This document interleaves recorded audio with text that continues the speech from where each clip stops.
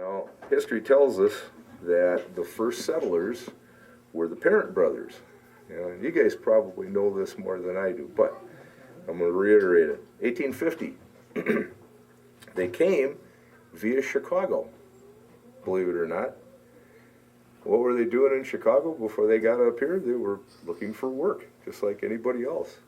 These were guys who had came from an adventurous background and adventurous people, and now they're looking for work. And they came up into the St. Croix Valley basically because their lumber business was starting to boom. You know? Stillwater wasn't even a really official town yet. You know? Well, that's debatable. But it wasn't that much. It was pretty much logging. And in come Lewis and Joseph Parent. You know? They found that area down at the delta where the Apple hits the St. Croix, and they rode home and said, "Come on down, boys. We've got territory galore here, and it's good territory for planting potatoes." Potatoes were the staple at that time. It was a good crop underneath and above the ground. In this area, it was a happy hunting ground because at times when the Iroquois Indians were killing the French settlers, and then finally the King of France sent over about 1,000 soldiers. Well, they took care of the Iroquois. The Iroquois pushed into the Cree territory, who pushed the Chippewa, who pushed the Sioux in Wisconsin. I was by Mole Lake, and I saw a sign where hundreds and hundreds were killed in the last battle over there between the Sioux and the Chippewa. And so the Sioux they were the poorest of the poor. They ended up crossing the river, but nobody could stay here. I read one time in the Polk County Ledger where a lady saw 5 of these Indians walking in everybody's footsteps coming into Wisconsin. But it was about this time of year, and they were looking for the Chippewa who might be out collecting sap. And when they came back, they had a scalp.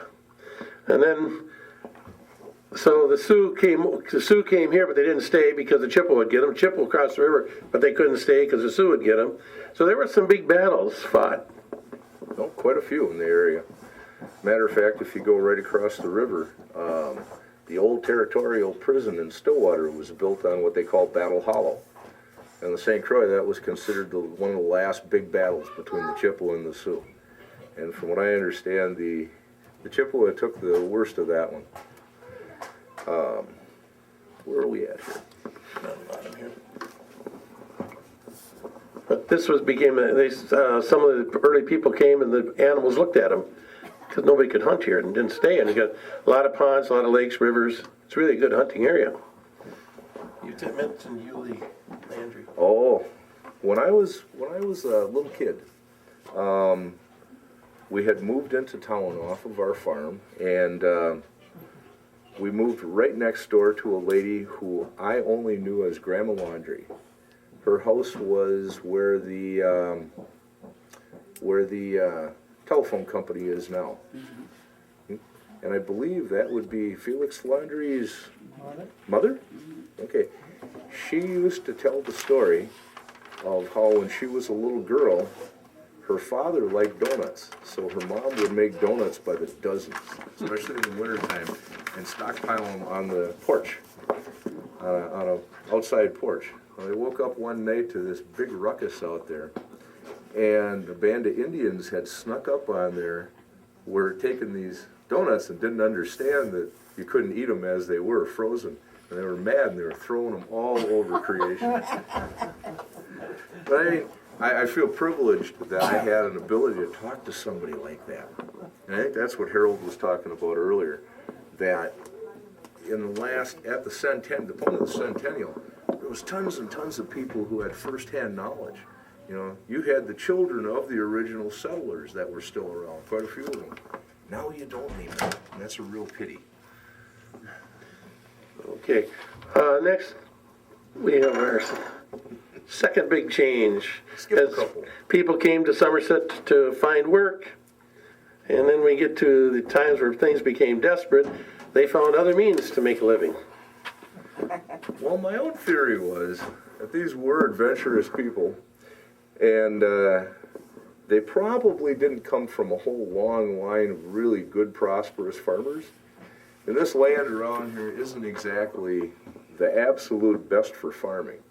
but it does grow great amounts of corn, which, with one of those, a little bit of copper tubing and the right ingenuity, you can turn into a very profitable side business.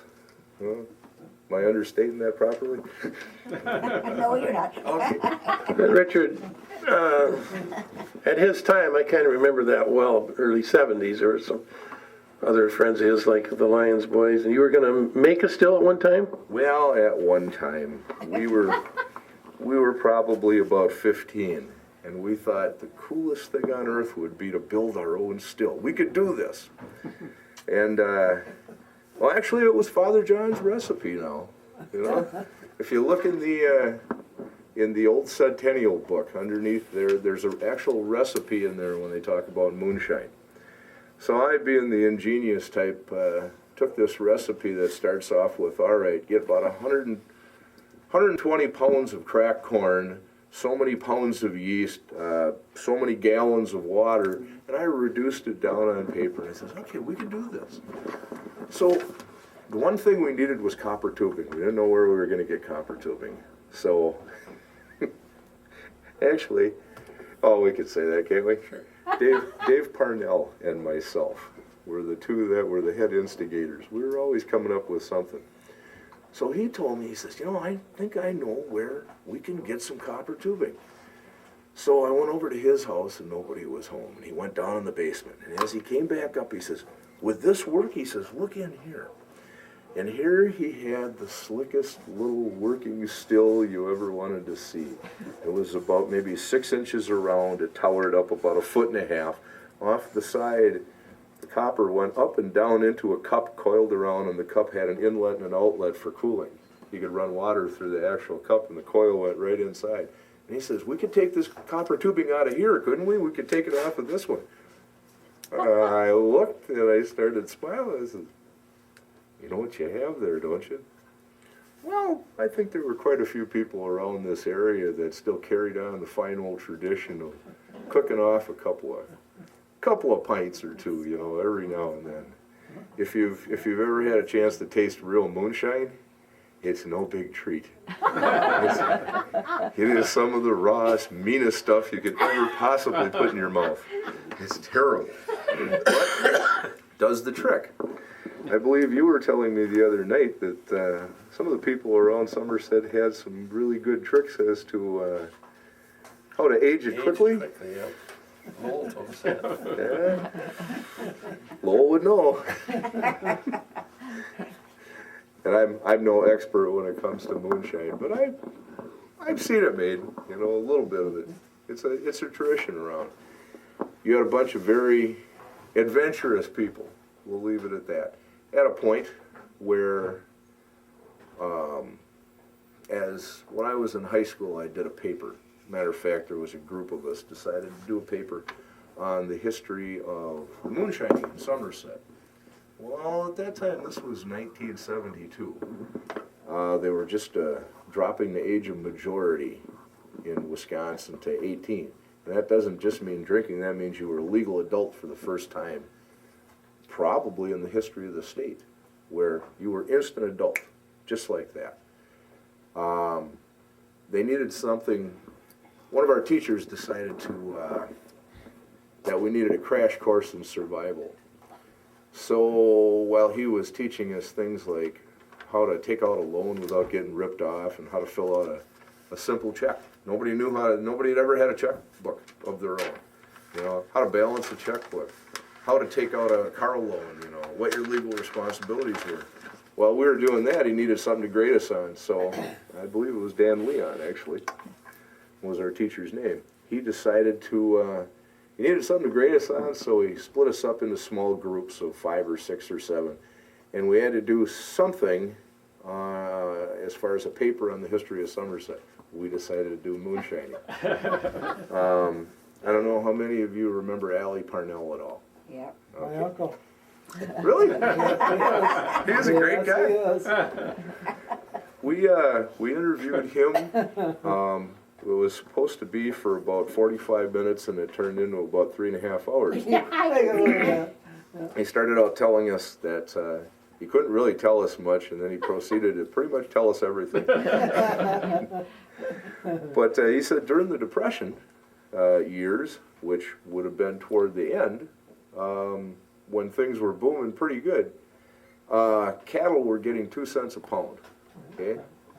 He said it really wasn't worth, and he had a cattle truck at the time, said it wasn't worth hauling the cattle over to South St. Paul. It cost more to haul it than the cattle were worth.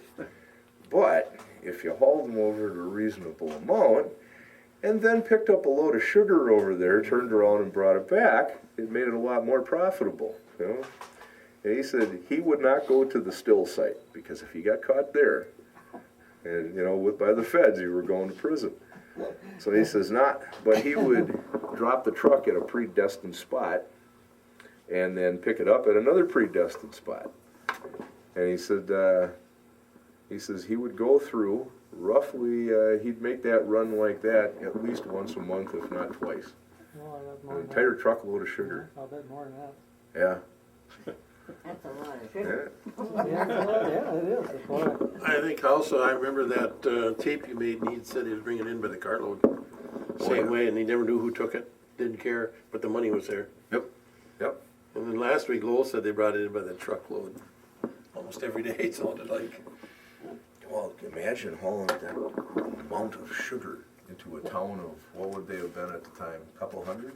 Yeah, 300. Yeah. You'd say that sugar that they would bring was the raw sugar, and it came in big lumps. About any size. Oh, really? Oh yeah, and And it wasn't white like no, and they were Brownish no, color? they were Well- just like rocks being Yeah. taken out of the ground or something, any size, and it was big and rough, and it really didn't even taste Real like coarse, sugar. Yeah. Really? Yeah, and they could put about 100 pounds in every sack. Yeah. That pretty much covers what Richard had on the Prohibition. And we've covered it in a few others, but now he wants to talk about his time. Oh. Which My is, times. And that's where this comes in, the third leg. Transistor radio. Everybody had one. If you didn't have one, You weren't cool. for my great niece back there, to put it into terms, what I'm holding right here, that's not coming out very easily. What that is, that's the iPod of my day.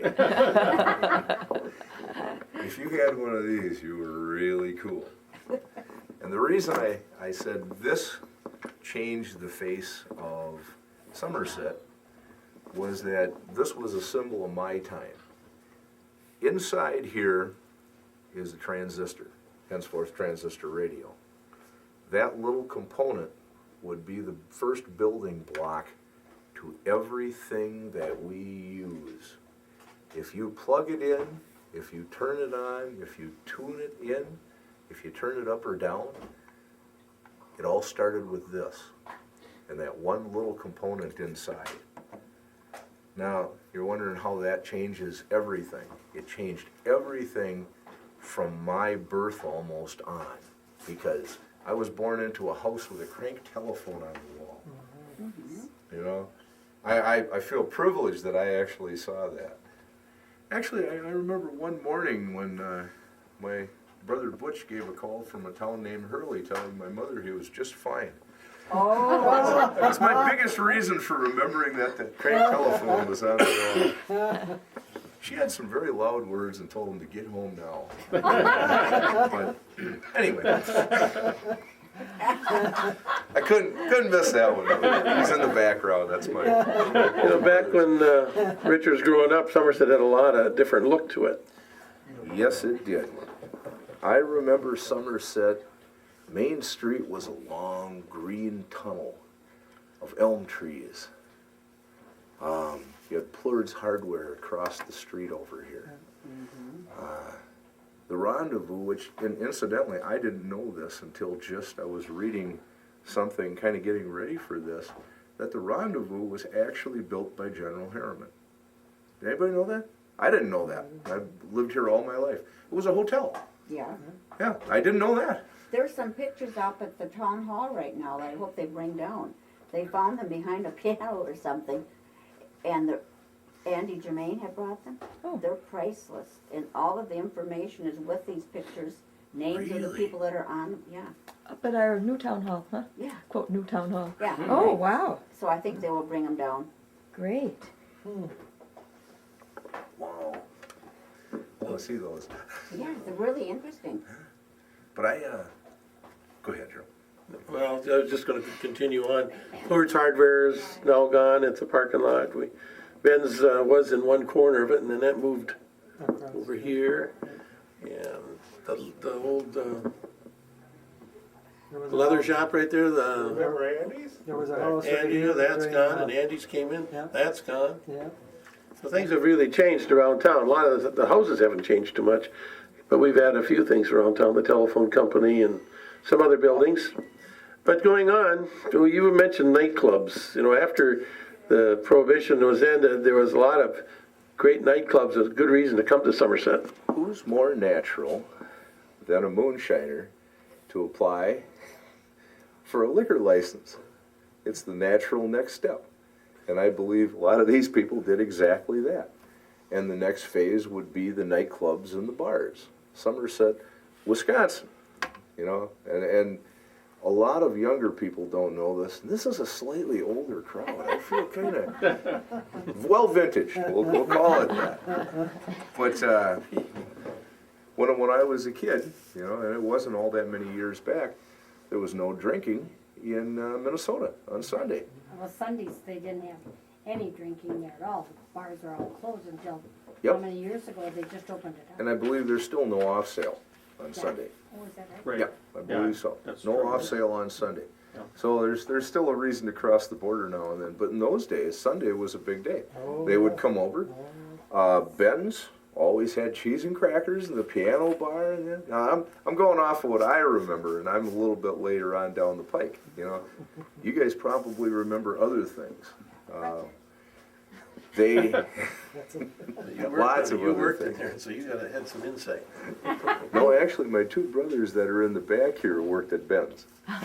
You know, I came in kind of You late, heard their stories. and I heard all their stories. When I was a little kid, they used to bring me home bulk pretzels all the time, and cheese, caraway cheese. Ben's would go out and buy an entire vat of cheese.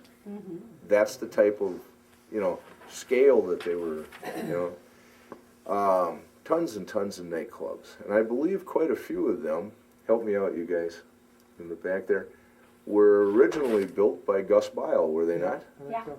Yeah. I mean, he had more than one. Oh, I didn't know that. Yeah, quite, I believe the Palms was built by Palms, yeah. Gus Yeah, Bile. he did. The terrace too. The Terrace Oh, also, really? I didn't know about the terrace. Oh, okay. River's Edge. and the River's Edge. He had the river. I know his River's Edge original was- place, I was told, But was was out by- near the River's Edge, the chicken shack they Yeah, called it? chicken shack, that was Opal's. Oh, yeah. Oh, really? Raleigh's. Opal's was the chicken shack. Yeah, Yeah. yeah, the dark people. Okay. And, Raleigh's was across the street. Yeah, Raleigh started out where, yeah, but it wasn't Raleigh's, it was who? Where Ann's is now? Who started Raleigh's? He was, oh, jeez. Manu? Yeah, Noe Mon, Mondor? Noe Mondor. oh, really? I don't think so. See, you find Yeah, out something every day. Because see, Jack Raleigh's started in the restaurant business right across here, where that, The building shirt he's shop. referring Yeah, to the shirt shop. is what most of us know as the shirt shop. Yeah. If you go back far enough, it was McKeever's. You Yeah. know, if you keep Before on that going was back, Raleigh's, it yeah. was Raleigh's. upstairs then. Yeah, they lived Yeah. upstairs. They lived Yeah, upstairs. upstairs, they lived Yeah. upstairs. When I was They little, I lived up just there, remember they were that running being the the. River's Remember Edge Darlene too. Swanton? well, yeah, probably for a while, Babysitting? yeah, See, but, and then they moved out Group there, they discussion bought is that, good, is that? It's a the good farm thing. is what they bought next door yeah, that was, from, and she was a Russian. trying to think what I their can't names remember was, her name, was it Kate? Oral's dad went with her. You remember that one? Tell us. So after prohibition, My wife's They thing. bought, I think, We gotta keep it rolling. Well, they might have bought part of that too. Yeah. But the farm, it was right where the house is down below you. I don't know if the house is still there. Might be gone. It was right down on the river. lived just up, and we moved down here. Opal's was across the street at the time. The bunch used to get together on Mondays, because Opal's would close and they'd play cards in there. Oral's dad and his, I think it was Kate, Kate McGee? my parents, and Opal and, Louis' girlfriend or somebody. Anyway, let's continue. Back in the 40s, 50s, you had the Palms, you had the Terrace, you had the River's Edge, north of town, Louis Beauvais Place, Silver Spur, what other towns, what is else around here? Opals, what is that called? Earls? Earl. Earls. There was a lot of ours, and the people were pretty busy and made a lot of money on it. In when did the Boy Scouts start floating? Or just going back a little bit, the original story that I heard, people came to gamble at the Terrace. They brought their kids on Sunday and wanted something to do, so they gave them tubes and they'd float down to where Float Right is. And Speed Bizzo would take a truck and pick them up and bring them back. That was started. And then somebody got the idea, maybe we should go up for the dam and float down. And I think that's about where the Boy Scouts come in. That's, well, just right after that. Eventually, the dam came out in about, what, 60, 61? I was When they in service. took the dam out? Flooded. Had to be somewhere right about in there. It had to be before 6. Directly after that, they decided to build the spillway, which didn't work very well.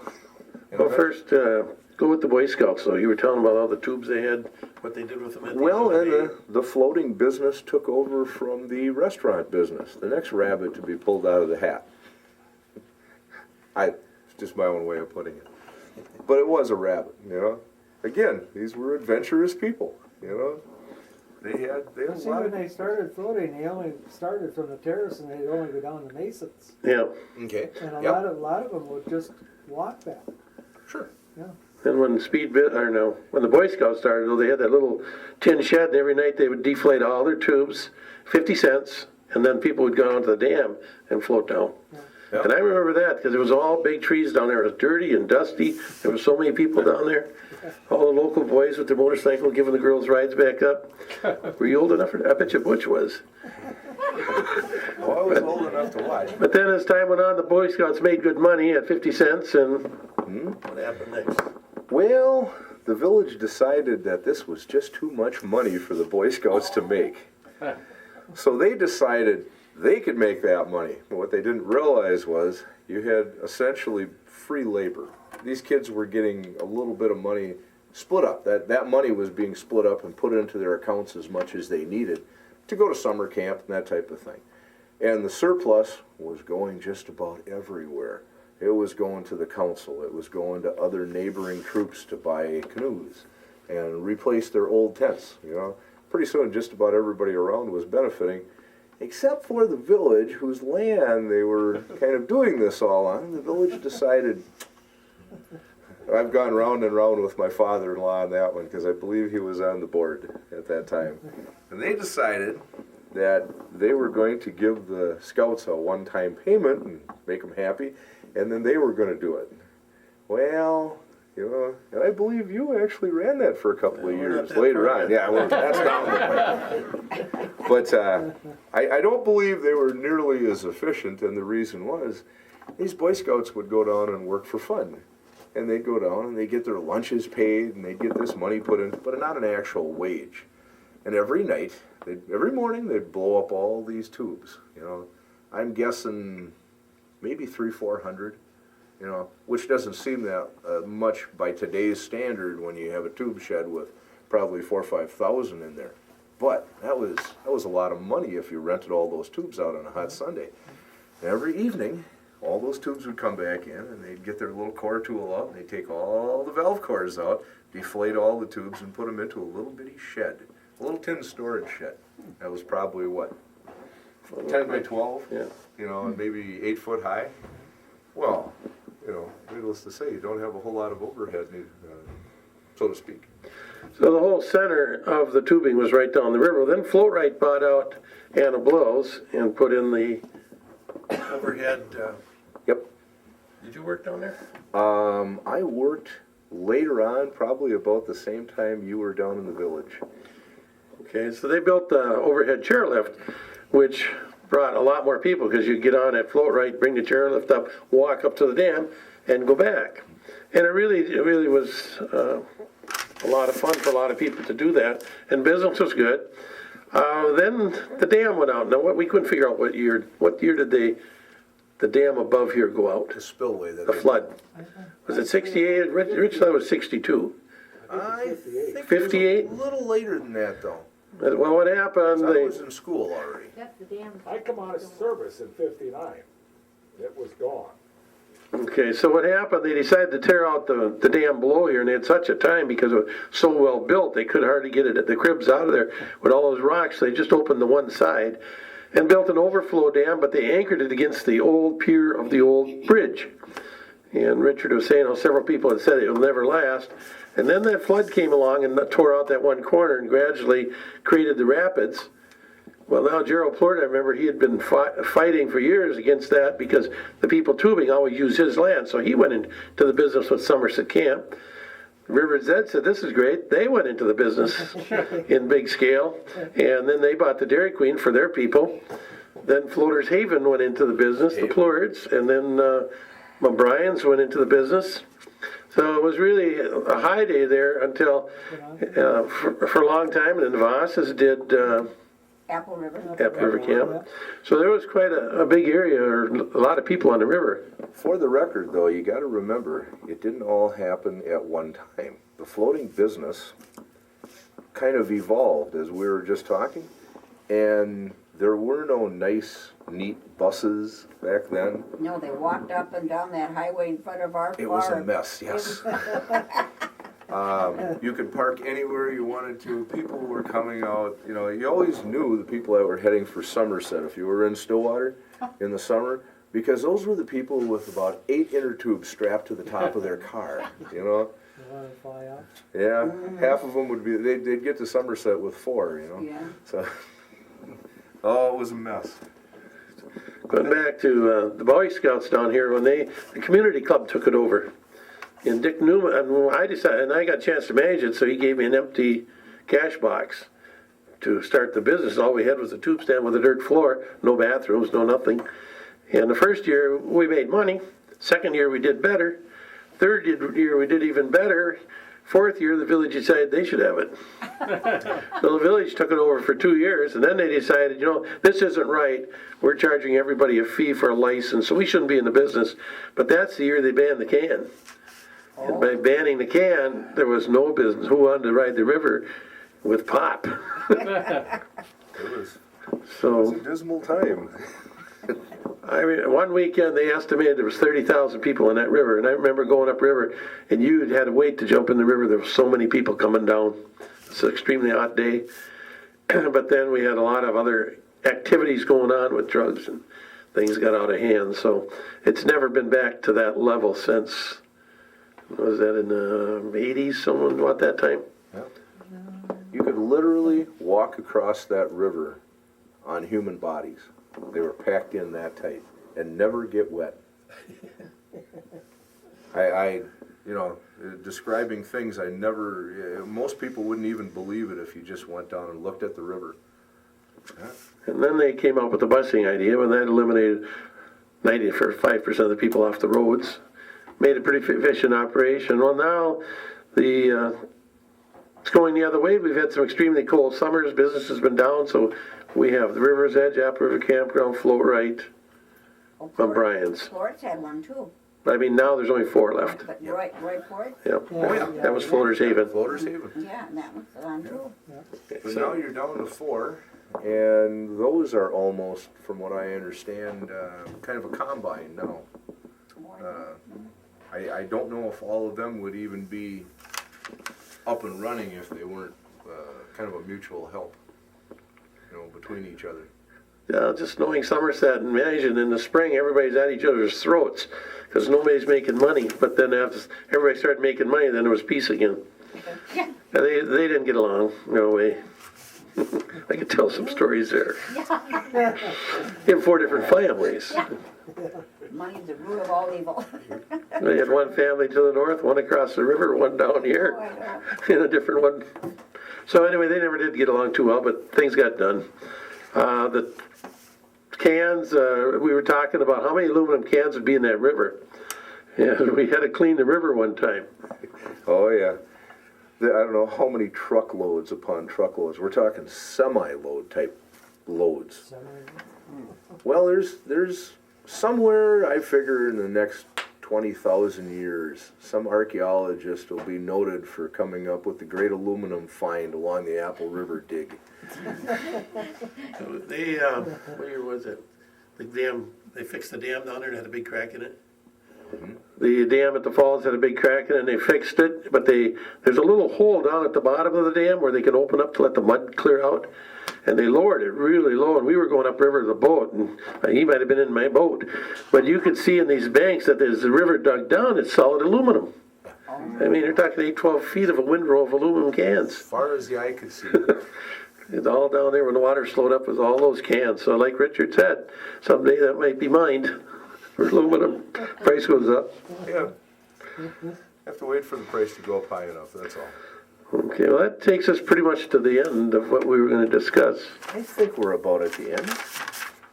And Somerset goes on. We get another 50 years added on from the last centennial. You know? Well, you know, we lived right across the street from the river in Somerset some of the first years we were married. And we had those floaters come through our yard. Oh, And we had floaters change our clothes right out in front of our yard. It wasn't a happy time for No, for us. It was bad. They put a lot of fences in and keep people from coming in and leaving and wherever they want to do. Yeah. you know, I was referring to rabbits out of a hat. Every time you pull a rabbit out of your hat, sooner or later, if you leave that rabbit around long enough, you know, Yeah. you're gonna have some residue. And the townspeople were the people usually that put up with the residue. You know, Gerald Plord had said, though, the Somerset kids get along better in life simply because so many work down there and they see the riff-raff coming in and stuff they do that they wouldn't do it themselves. They learned a lot just by working with what was going on. Oh, I believe that wholeheartedly. So, you know, I think that's one of the reasons Somerset has a lot of the things that we have. And I'm not referring to money, but I'm referring to things like, public support of things, the school system that we have, you know, the volunteerism that we have around in the community. I think it's a direct response to all the things that we see. With that, any questions from the audience? Well, You gotta that'll- have something now. There you go. When did the Basque Cheese Factory start? Ooh, that's a good one. Do you know? AJ Vanas built it, but I don't know what years. Oh, I didn't know that. Did he really? Well, he owned it. I shouldn't say he built it. I know he owned it. What they built? The Bass Lake Cheese Factory. Oh, really? I don't say he built it, but I know he owned it at one time. Yeah. He had 2 or 3 factories that he owned. Sorry, we can't answer that. What's your best date, as far back as you can remember, when it was there? When I used to race Louis Granger to dump milk first, and he'd go through the stop sign and beat me every time. That was back in the 50s, so I know it existed long before that. Oh, it was there when, there was a old book right there about that area. Probably the 40s at least. Huh? Yeah, because Prosper was bringing his milk to Bass Lake, and that had to be like in 45. Yeah, I think that was about the Oh, only yeah, cheese factory around the area at that time. Well, there was one at Sand Hill too. Sand Hill, yeah, that one, the creamery That's over where here we too. brought ours. Factory in But Somerset depending there. on which was closer, you know, Yeah. I imagine prices at the time. Yeah. There's one in town too where Benner's sawmill was, and Lowell said that's where they haul their cream. Yeah. Really? Yeah. See, I'd been told also that was also in the 20s. Ben's the one that had the. It was a long Yeah. time. No, I had also heard that periodically that's where a lot of the sugar was stored, is right down in that area. That's what I had heard. So you were talking about There was tunnels. a milk You said you were factory gonna tell us about them. too. Okay, I'll tell you about one tunnel that I know. Okay. I can do Send me that. the cheese. Just a minute. Sometimes I go out there and pick up some. Sand Lake. Sand Lake or Sand Hill, Sand Sand Hill. Hill, but then there was another one further up, where Jackie Schwan built that wall up there. Yeah, Yeah. yeah, up there there is. Yeah, I don't remember the name. That one called? But let's go back, Richard has some Finally. underlying information about a tunnel, because at one time, When I was a high school student, probably a relatively young one, maybe a freshman, a friend of mine had a job. One of the individuals in town that Say his happened, name, we don't- Henry Bro. He was living in the house right next to the post office, okay? Which, okay. And he had chinchillas at the time. This was going to be the big money-making operation, was to raise chinchillas, okay? As chinchillas are small and furry, and they make great coats and things like that. So, I don't know if you've ever been around minks, but chinchillas smell just like minks. It's not good, you know. But so Henry did not want to feed and water and clean up his own chinchillas, so he hired a couple of high school kids to do it, and I'd always get hijacked to help one of them. So we go down, and I look on this south-facing wall, and here's this big archway, arched in brick. And when you looked at it, you go, all right, there's an archway. What's this for? Jerry goes, oh, they used to have a tunnel down there in the 30s that went over to it. And then I remembered the Palms was right next door That's what originally. Teresa's been trying to tell us. Yeah, there was a tunnel. And when they excavated that, I remember, I was old enough for that when they built the, actually, just for the record, the post office in Somerset right now was originally built as a laundromat. Andy Vanas, I think, understood that eventually they were going to have a need for a post office, so he built this laundromat with all the specifications needed so that it could be a post office. So when the time came, bang, there it was. But when they excavated that original site where the Palms had burned, does anybody know what the date was? What year the Palms burned? Oh. It had to be late Living in 50s. Somerset. We were in high school, About Butch, 57, 57. right around in there. Right around there? Okay, 57? Because that's one of my first memories, is driving by there with my dad and looking out the window and seeing this big heap of glowing stuff. In the wintertime it burnt, because there was icicles hanging from the water that had been sprayed all night long. So this chinchilla room was once where they had the slot machines. It was a And they- basement. Yeah, but Oh, they got sure. there from the Palms to go play the slots Wow. out of that house. Harold, No, they wouldn't do I'm that. not sure what business it was. the Palms- For some reason, they had a tunnel that went, and it was Palms a was- rather large tunnel, you know? When the Palms was, before it burned, Bruce Broll, Dad, owned the Palms. He was in Harold and my grade. We Marcel. used to go up to the Palms, fill Marcel. our Yeah. stomachs with shrimp, because they used to give away free shrimp, then go down into the basement, into that tunnel, and play the slot machines. There you go. So now we got proof. Now, yeah, How long Living was it? proof. They did. Not only- Was it? not Did it only go the as word, far but as where verified. Ben's house was? No, No, No, no. the house just on the other side. not Ben's, the next one The over. next The one next over. Next one to the There's a south. big old Yes. white house. That Yeah. used to be Mrs. Broll's, oh, that was the original Broll house. Oh, could have been, I That's don't where know. Mimi lived. Oh, really? Before she moved down by the river? That would have been Ben's mother. That's the original Broll house. Okay. So there is a tunnel. Yeah, okay, we got that. Got that straight, okay. All right, well, Raleigh. Talking about the growth of Somerset and that, and he was saying the changes. At one time, there was 4 grocery stores in Somerset. Yes, there was. Yep. I remember 3 of them. I Well, remember see- there being 3. Well, see, Bud Heck had a little store right here, Yep. and then there was the Granders, the Vanasses, and, Lampies. yeah, but who was the other one? Is it- CJ Montpettit down in the corner. Edmund Parnell had the butcher shop. Yeah, but CJ had one too. CJ A had little one, too. store in the Is front. it true that every now and then he'd actually shoot a can off the rafter from above the door? Who's that? Huh, Bud? Oh, I had heard tell of that, but I hadn't, Well, never had it verified. he used to take his motorcycle and he'd go west out of town here.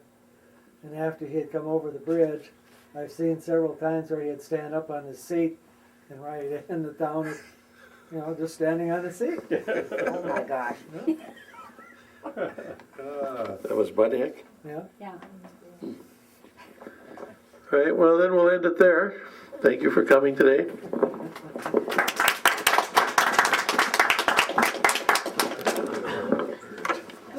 That was real good, Richard. Well, I did the best I can. Like I said, I'm just a kid, you know. I'm really not old enough to do this. Yeah. Are you supposed to, I'm sticking to my story. Oh, yeah.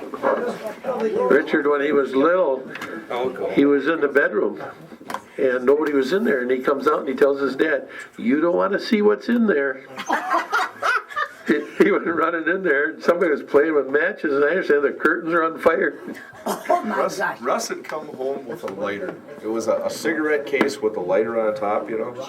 And it was a Sunday morning, and everybody was downstairs eating breakfast, and I decided I was going to take it in and light the bottom of the curtains on fire and then blow them out. And I light them and I blow them out. I didn't get to blow them out fast enough, you know. Ooh. It must have been, I don't know, 3.